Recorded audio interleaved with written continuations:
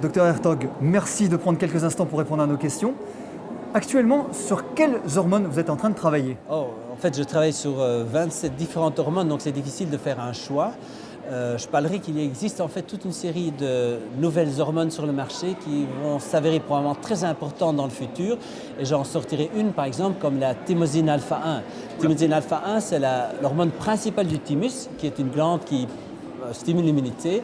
Et en fait, cette hormone stimule l'immunité à presque tous les niveaux. Donc les personnes qui ont trop d'infections voient ces infections disparaître avec des petites doses de cette hormone. C'est assez spectaculaire.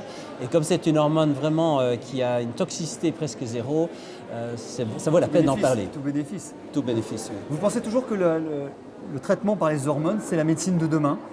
Alors, le traitement par les hormones, c'est la médecine du passé, d'aujourd'hui et de demain. Oui. Le but sera à long terme de totalement inverser le vieillissement. Ce ne sera pas possible sans des traitements hormonaux et des traitements hormonaux puissants du genre d'hormones de croissance, IGF-1, qui sont des hormones vraiment dominantes sur notre corps et qui vont faire une différence importante et qui ont une marge de sécurité beaucoup plus importante qu'on ne le croit. On critique quand même un petit peu l'hormone de croissance parce qu'on dit que c'est aussi un facteur aggravant sur certaines pathologies évolutives. Qu'est-ce que vous en pensez? Alors ceux qui critiquent l'hormone de croissance souvent le font à mauvais escient, c'est-à-dire qu'ils n'ont pas l'information. L'information en médecine doit se prendre en prenant toutes les études négatives, toutes les études positives et les études, disons, neutres. Alors j'ai fait ça, il n'y a presque pas d'études négatives sur aucun niveau, peut-être in vitro, donc ça veut dire sur des cellules en culture, mais sur l'être humain, les études sont plutôt très encourageantes. Par exemple, pour l'hormone de croissance, lorsqu'on donne ça à des personnes gravement déficientes, il faut savoir que les personnes gravement déficientes en hormone de croissance ont 2 à 4 fois plus de cancer et 2 à 4 fois plus de mortalité par cancer, eh bien on diminue ce taux de 50% en traitant un groupe analogue avec l'hormone de croissance.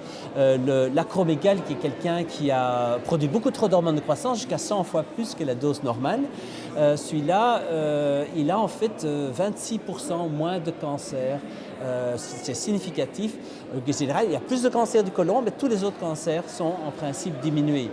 Donc je pense que c'est finalement très positif. Il faut simplement appliquer un principe. Il ne faut pas donner l'hormone de croissance quand elle n'est pas nécessaire chez une personne qui est jeune et qui en a plus qu'assez. Et il faut donner une hormone de croissance à la juste dose, donc pas des doses énormes comme font les sportifs, mais la dose qui corrige la déficience. Donc ce sont tous ces bilans que vous faites dans votre clinique, au sein de votre clinique, de votre consultation.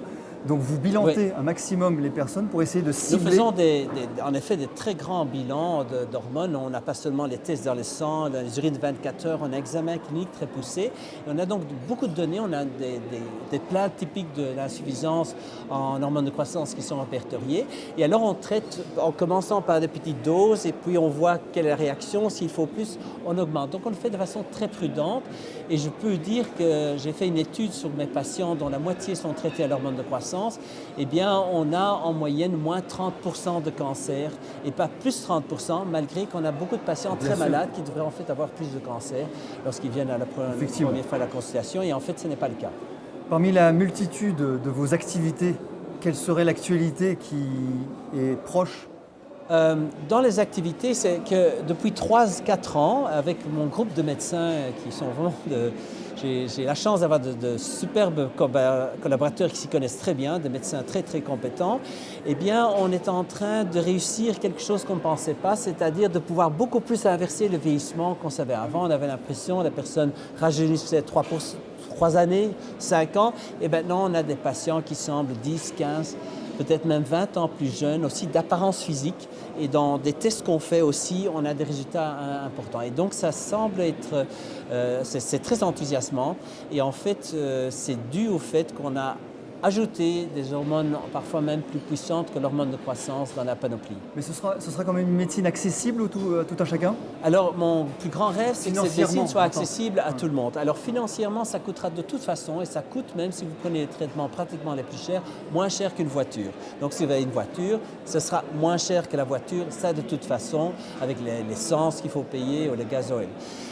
Par contre, les traitements fluctuent en payant les consultations plus les médicaments quand même entre 1 500 € facilement et 3 000 € par an pour un traitement suffisamment efficace, quoi. Vous pensez franchement que ça sera quand même beaucoup moins cher que la maladie? Ah, c'est beaucoup moins cher que la maladie parce qu'en plus, beaucoup de patients, et je dirais même la majorité de patients qui ont un travail, ils ont une promotion, ils travaillent mieux, ils sont plus efficaces, donc les revenus financiers augmentent. Et je dirais que j'ai difficile à me penser à un patient qui a perdu de l'argent en donnant ces traitements, vu la compensation qui est faite d'une performance plus importante, pas seulement professionnelle, mais aussi sociale, donc aussi en famille. Ils sont mieux, ils se sentent mieux dans leur peau. Docteur Thierry Hertog, merci d'avoir répondu à nos questions et j'espère qu'on se reverra bientôt. Merci. Merci, Frédéric.